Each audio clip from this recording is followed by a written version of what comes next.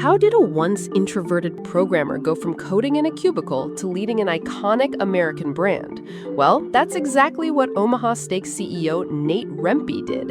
And along with CEO Forum Group founder Robert Reiss, they're your inside source for magical hacks that will transform the way you command a room, command your career, and maybe even command a company. Get ready. This is Brain of Command. Robert Reiss here. Today's leadership hack is one of my favorites, Nate. This is intentional déjà vu. That's really how to own the room within the first 15 seconds. That's right, Robert. That treacherous 15. It's when the threat response kicks in, the cortisol spikes and your heart rate jumps, and that rational bandwidth to control the situation kind of plummets. Today, we're going to take you through a process to help you to control that first 15 seconds so you can own the room and be successful in delivering your story. And we have for our first guest, could be the single best person I could think of in the whole world, because that is Joe Hart, who is the CEO globally of Dale Carnegie Training. So give a snapshot of what Dale Carnegie Training is today. Well, first, Robert, thank you. It's great to see you. And Nate, thanks for having me on the show. So Dale Carnegie, we're a global leadership training company. We're all about development of people. We are actually 113 years old. Nate, I know you're also the CEO of a long-standing 100-plus-year-old company, and 113 years old this year. We have 200 operations in 86 countries, so truly a global business all over the world. And we're really about bringing out the best in people, work with companies of all sizes around the world. Joe, I wonder how many 100-year-old businesses have got on a single podcast together before. It's got to be next to never, right? I mean, wow. It's pretty rare. Yeah, it's awesome. So Nate, could you start us off, tee up? It's the first time I had heard the words intentional déjà vu. So explain to people, because you developed this, what those words really mean. And then Joe's going to comment and tell us how we use this. Well, I think everybody realizes what the term déjà vu means. It's that feeling like you've been there before, like what you're experiencing already happened. And the word intentional intends to create the feeling that you can actually intentionally use this feeling of déjà vu to create comfort and to guide yourself in a moment that would otherwise be a very anxious, maybe scary moment for many people, where you're getting up in front of a group of individuals. It doesn't need to be a lot, could be a small room, could be a large presentation, but to replay that moment in your head over and over, to create that feeling of when you're on that stage, when you're in that room and presenting the information or telling the story, that you've been there before, so that you can control that threat response, that cortisol spike, and be cool, calm, and collected, so that you can set pacing and instill confidence and intrigue in your audience. Because as I imagine Joe will tell you here in a minute, that first 7 to 15 seconds when a room or an audience is watching someone speak or present, they already form an opinion of intrigue and how much they're going to listen and pay attention. So that first 15 seconds is so critical. So Joe, Dale Carnegie probably has more experience than anyone in the world in terms of training people for speeches. What is that secret, those first couple of seconds, your first 15 seconds? What do you do?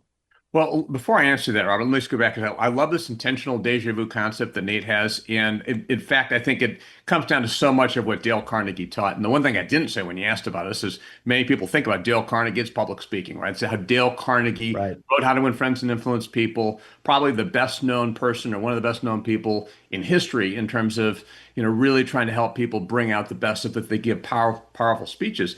And what I appreciate about what Nate says with this intentional déjà vu is that Dale Carnegie's whole view was, that we should be giving talks, and those first 15 seconds come down to, am I giving a talk on something I've earned the right to talk about through my preparation? And we could talk about reserve power, which is a concept he talked about, which I think relates to this concept.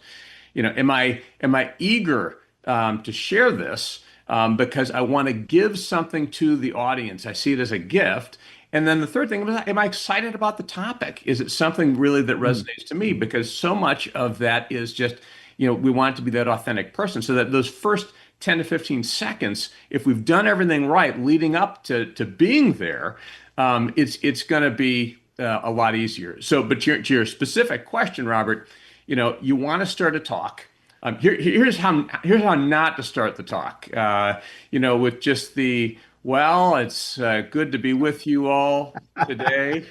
Yeah. You want to start with either a startling statement or a story or a statistic or something that just captures the audience, because you're absolutely right. Those first 5, 10, 15 seconds, absolutely critical. So if you go into that winging it, thinking, well, I'll just wait and see how it goes without any preparation, boy, everyone's going to know in those first 15 seconds what the rest of the talk's going to be like. Right. I would even say that, the old index card even doesn't do it right. Because you can be, really passionate. You could be a subject matter expert, and you could, be energized to tell the story you want to tell. And you walk up there and those first 15 seconds can just shut it all down. It's interesting how the biology works. It's just this fear aspect that changes your mindset when you walk out on the stage or you walk in front of the room and you just see all these people looking at you. You really want to try to own that moment so that you can bridge to where that passion and energy really happens. And I think today what we want to teach our audience is, what are some actionable things they can do? And so intentional deja vu, as it's defined, really says, create that movie in your head and play those first 15 seconds. What are you going to say? What's the room look like? What are you wearing? How is the audience reacting to what you're saying? And then make a few tweaks. Play it again. Tweak it. Play it again. Play it again. Create that deja vu moment. So when you walk out there, when you're in the room, you almost don't even need to think, because the deja vu kicks in and you're there and you've been there and it just happens and you bridge to the passion and you're off and running, with an engaged audience. Yeah, it's 100% right. And especially, the single most important emotion I think that we want to feel when we are going up on stage is confidence, right? And if I'm confident, everything's going to go well. If I'm insecure, if I'm worrying and so forth, but that first 15 seconds, if I want to be confident, it really does come down to preparation. And that's the intentional deja vu. It's like, have I really thought about how I'm going to start that? Have I envisioned looking at the audience? Have I envisioned how I'm using my hands and where I'm looking and the tone of my voice and all those kinds of things?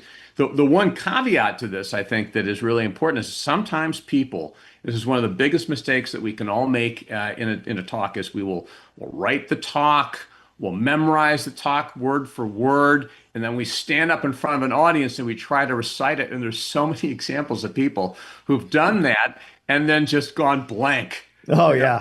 And that's like the death of the speech in the first 15 seconds. So the idea that you're saying about rehearsing it and knowing what we're going to say and how we want to see it, but also giving ourselves some grace. It may not come out exactly as we thought, and that's okay, because no one knew exactly what we're going to say before we got up there, right? So we just need to keep on going with that confidence and poise. Let's go into a real case study here, Joe. So not everything goes as planned. Have you ever been in a situation, or have you heard of anyone where there was just a wrinkle, some mistake happened right before the speech? I mean, it's happened to me many times. I think it's probably happened. Anyone who's given professional speeches or been out, it definitely happens. But I can share one story with you, Robert and Nate, which was, I was excited about this talk because it was the first talk I was giving after COVID, right? So we'd gone through COVID. No one had been in person. I'm going to a statewide conference. There's going to be 1,000 people in the room. I show up the day before to work with the organizers to make sure everything's just right. I want my lavalier microphone because I want to use my hands. I tell them I definitely don't want a handheld mic, making sure there's a monitor up in front of, and so everything was perfect. And then the next morning, the morning of the speech, they say, "Please welcome to the stage the president and CEO of Dale Carnegie, Joe Hart." And people start to clap, and I run up, and I'm behind. Now behind stage there's a curtain, a floor to ceiling curtain, and I literally just my foot hit the step, and I went flat on my arms Oh, and my man. knees, and a big thud. And I'm thinking to myself, no one probably saw that, but they definitely heard it. And then when I got back up on stage, and this goes to even, I think, the value of intentional deja vu. It's like I was prepared. I was able to collect myself and think, all right, let's keep on going. The mic didn't work, right? So then I start talking, and people, we can't hear you. Right. And then they come out to try to fix the mic. And then ultimately it's like, here's a handheld mic. I'm like, all right, well, whatever. But the point is, I think we have to be flexible in the moment. We don't know what's going to happen. We can't control all of our environment. So, and the rest of the talk went fine. But again, it goes to the preparation, to the visualization, to being able to be adaptable in the moment. And thankfully, it went fine. I think the really cool thing too is all that happened in the first 15 seconds of your talk. Yeah. So, I mean, intentional deja vu can include and should include all these things that might happen. The AV issues, which, gosh, who doesn't have those every now and then? You trip up the stairs, or something happens there, because that kind of adds to the audience experience. Your level of confidence in that moment is to be adaptable. Like, stuff happens, right? And it happens to everybody every now and then. And if you roll with the punches and you can deal with that and sort of get into the topic, it just even looks better almost, that you dealt with it and you can just still be an engaging speaker, engaging person. So, and I do want to say that, when you get to the point in your career where you're talking to large audiences, I mean, I think that this is, very relatable, very relevant, but I don't think it's limited to a large population of people watching you. I mean, I think it's all relative, right? If you're someone that doesn't do public speaking, but you have to get up in front of a board of directors or a group of your peers, or a group of friends or colleagues of any sort. Maybe you're on a board of directors, or you work on a advisory board or something of that nature. I mean, anytime you have to be up there and one or more eyes are on you, all of the principles, all the concepts, they're still so relevant and applicable. It doesn't require this large audience. I'm sure you would agree. I would 100%. I mean, and sometimes, as you said, it's a small audience and a small room, or it could be a big audience, a big room, or something in between. At the end of the day, I mean, ultimately it comes down to the audience. And this is something Dale Carnegie talks about a lot. I mean, when we go to give a talk, who are we often thinking about? We're often thinking about ourselves. How am I going to look? What am I going to say? And all these things. And his whole point was, don't worry. I mean, you got to be aware of yourself, but think about the audience. Think about what you want to give the audience. Think about what you're trying to, what are the, I often think before a talk, what are the three things that I want the audience to feel after this? Do I want them to feel confident? Do I want them to feel inspired? Do I want them to feel motivated? Whatever it is, what do I want them to say? So this again goes to your idea of preparation, which is you actually think about, at the end of the talk, if it's a board meeting, if it's a internal meeting, if it's a big speech, what do I want people to come to say to me after that talk? Boy, I had no idea. I really learned a lot. That was whatever it is. Yeah, that's great. But for us to get to that level of intentional preparation, so that we're thinking about, what would a great speech look like? What would a great result look like? I mean, those are the kinds of things that when we do that, we make that deja vu part of it a lot more likely to happen. We're about to take a commercial break. When we come back, we're going to ask, how do you actually coach the people to do that? And then we're going to ask Nate, because here's a technology guy, and he might have some special advice for technology people who have to speak. Back in a few. Robert Reiss here. I hope you're enjoying the show. We'll get back in just a moment, but right now, I actually want to tell you about my recent vacation to Cape Cod. So, family trip takes a lot of planning, but one thing we never had to worry about was our dinner plans, our secret Omaha Steaks.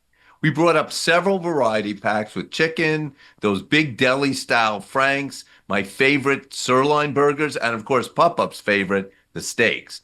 perfect after spending a day on the beach. Omaha Steaks' flavor and variety are simply unmatched, and everyone got exactly what they wanted.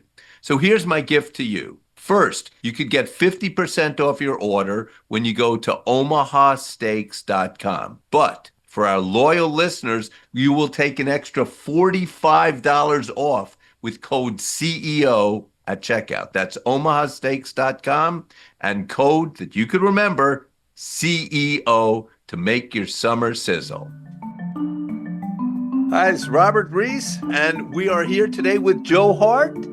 And so I want to start off, Joe. So Dale Carnegie Training, and I will say, and I've been involved with it, loved it. It's an amazing program. My grandfather took the Dale Carnegie course with Dale Carnegie himself, but really, public speaking is just one little component. It's more about leadership, human relations, coaching. So let's say if you're listening in, you're a CEO, and we have a couple of 100,000 CEOs listening in right now, and you have to coach one of your leaders to relabel adrenaline into genuine excitement. How do you go about coaching that person? Well, when you say adrenaline, I'm assuming part of what you mean is just that nervousness that you can feel, that the jitters that we can feel before we go out on stage. And so again, I think it's natural. Probably all of us are going to have that to some degree. And the question is, how do we channel it? And the single biggest piece of advice that I ever received around this was from a Dale Carnegie trainer, one of the best we have in the world. His name is Clark Merrill. And he's the one who said to me, if you're nervous, who are you thinking about? The tendency we often have is to think in our minds about all the things that can go wrong and how are we going to look? And I don't want to look foolish and so forth. But when we do start to think about the audience, going back to the 3 E's, right? I've earned the right. I have prepared. So if I'm coaching someone, say I've got one of my team members is going to give a talk. Number one, have they earned the right to give the talk? Are they prepared? Have they done the work? And, there's this whole idea of reserve power, which is how much work I put into a speech, not memorizing, but preparation. The second step of that is, are you excited about this topic? Are you excited about having this conversation? And if you are, kind of let that take hold. And then the third part of it is, are you eager to share it?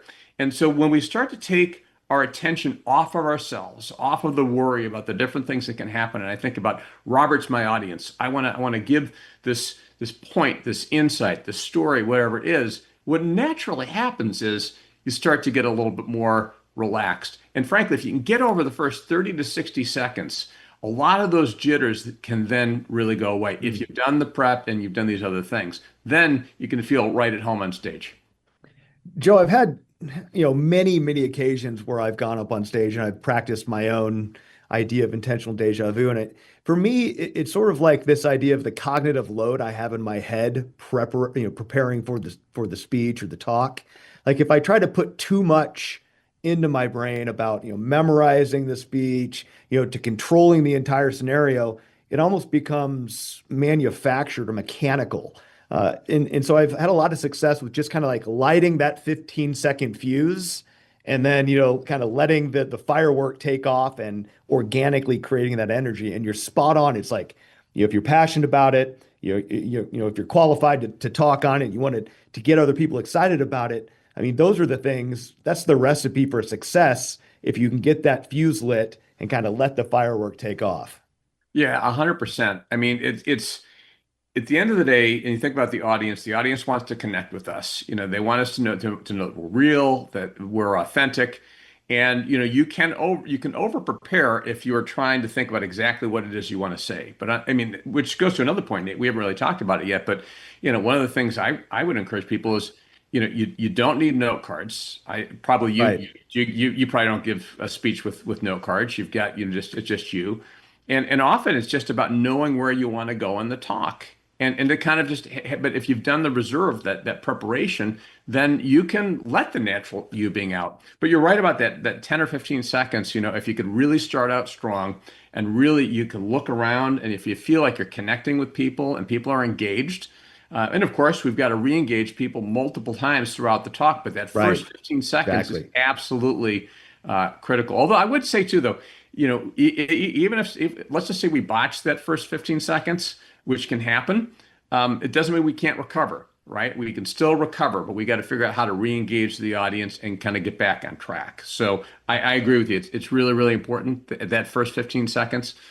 And it's not fatal if we do flub it a little bit. Yeah, that's a great. Yeah, don't walk off the stage if the first 15 seconds doesn't go as you intend, right? Like you got to be able to adapt. But you said something, Joe, that I thought was spot on, which is this idea of storytelling. Like if you're asking yourself, you're listening to this and you're thinking like, okay, so what do I talk about in the first 15? Like, what do I do? What do I say? There's this idea in the intentional déjà vu concept about a story seed. A lot of times people start it with like, they'll say something like, I'll start with a story, or, let's talk about customer service, as opposed to just going right into the seed. Like I was standing in a meat locker at, 5 below zero, and I had this spreadsheet and a hard hat and, kind of create this visual in the mind. Or, at 6:42 in the morning, I got an email from a customer and who'd been waiting 23 days for a response, kind of setting that stage, creating that visual in the mind of the audience. You want to talk a little bit about, some approaches that you might take around seeding that story in that first 15 seconds? Yeah, I love what you just said, and it's exactly true. People will often set up the story and versus just getting right into it. So one of the things we teach in Dale Carnegie, and it's a really core part of a Dale Carnegie course, is really a magic formula kind of a talk, which is number one, you go right into the incident, and then within immediately go into there I was, and as you said, right, standing in the meat locker, I'm freezing, I'm bundled up, and like bring people into that moment, bring it to life, because there's something about the human brain and how we connect to stories. I mean, just think about, we could be going about our day and all of a sudden we start to hear a story. We're like, what's that? And yeah, even more so in a speech. So the more vivid we can make it, the more real we can make, more that we can bring that audience into the story, it's going to really connect. Now, depending on what it is, our 2-minute magic formula talk is you've got an incident, a benefit, and an action. So you might say, because at the end of the day, you got to connect it to the audience. The benefit to you will be if you do this, and then or here's the action you take, and here's the benefit to you. So it's incident, action, benefit. So, but to really model the story, to bring it to life, absolutely critical. Love the meat locker. I want to hear the rest of your story. Yeah. Well, I think it's like you talk about the temperature in the meat locker, what you're wearing, you create that HD picture in the minds of your audience. It's almost like, you wish you could see a little image pop above everyone's head about, what they think this moment looked like. If creating that for them just draws them in that moment, and they just want to hear more, so that's kind of the point. Tell them what you were thinking. Tell them what I was terrified because of this, or I was excited because of this, but to again, bring people into that story with the emotion and the picture and the color, all the things you're saying. Great. And the reason that works is because the muscles in the eyes are 25 times stronger than the muscles in the ears. So when in your first sentence, you paint something, there I was, and I'm wearing this, and this is the timing, and then you go into your hook and say, and this happened, that's how I felt. All of a sudden, everyone is drawn in completely. So now I want to talk about an interesting word, which is command. So first, Nate, you're the mastermind behind Brain of Command. You're going to explain what Brain of Command, which is what this show means. And then Joe, juxtaposition, wrote a worldwide best-selling book called Take Command. And he's going to talk about that, and we're going to see what overlays. Yeah, so for me, Robert, it's really this idea of, control the controllables. I mean, take control of the things that you can affect that can, ultimately lead to the outcome you're looking for. A lot of the things in life, a lot of the things around us, we're kind of the product of. I mean, we can't control the weather. We can't control the markets. In many cases, we can't control our children, but there are things we can control. And so what Brain of Command intends to do is to equip our audience with leadership hacks to drive their success. And Robert, all the conversations we've had about this, I mean, I think it's just it's really a novel thing to give people tools. I mean, I can't tell you, the number of, talks, the number of podcasts, the number of videos I've watched that were very conceptual. But what Brain of Command wants to do is it wants to reach through the radio, reach through the podcast, the computer speakers, or the video, and to hand our audience members actionable things that if they turned around and implemented them in their day-to-day job, that they would advance let me say this, they'd have a better chance to advance their career than if they did none of them at all. Joe, take command. What's Yes. the connection between Brain of Command and Take Command? Yeah, I think there's a huge connection, not just in the word command. It really is about, what Nate's saying about, like, there's certain things we can impact and control, and there's certain things that we can't. Taking command, as we're using it in the book, is about being intentional. And this is one of the things we teach in our Dale Carnegie course. It's like, I want to lead an intentional life. So often we may go through days or weeks or months and things go on. I say, am I being intentional about the things that I'm doing, or am I just kind of floating along?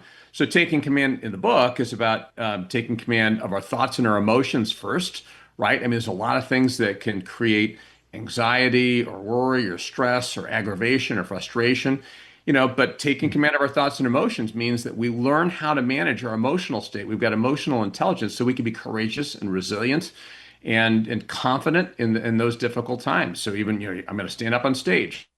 I'm going to take command of my thoughts and my emotions so I can be confident. It means taking command of our relationships.